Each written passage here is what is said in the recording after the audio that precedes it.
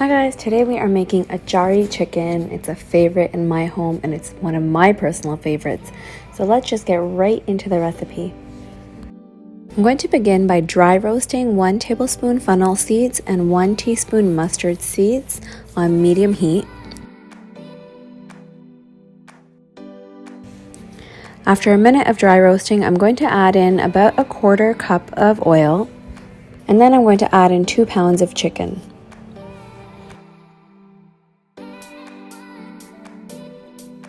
To the chicken, I'm adding in 1 tablespoon coriander powder, 1 tablespoon chaat masala, 1 tablespoon nigella seeds, 1 tablespoon chili flakes, half tablespoon chili powder, 1 teaspoon fenugreek powder, 1 teaspoon coriander seeds, half teaspoon salt, half teaspoon sugar, half a chicken bouillon cube, and 2 to 3 cardamom pods.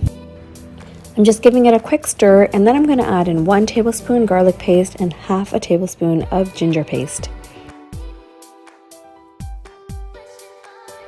Now I'm going to fry this mixture for about a minute. Add in a little bit of water if you feel like the spices are sticking.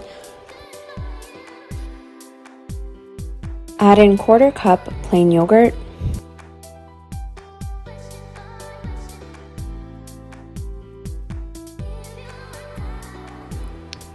And 1 cup tomato puree. We're just going to stir all this up for a couple of minutes. And now we're going to cover and cook this for 10 minutes. So super important point here, do not use spicy peppers like the ones I'm using right now.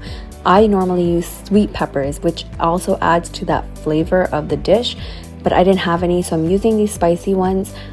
If you do prefer using spicy peppers like these ones, make sure you reduce the spice level that you're putting in your curry itself, because otherwise I guarantee it's going to be way too spicy.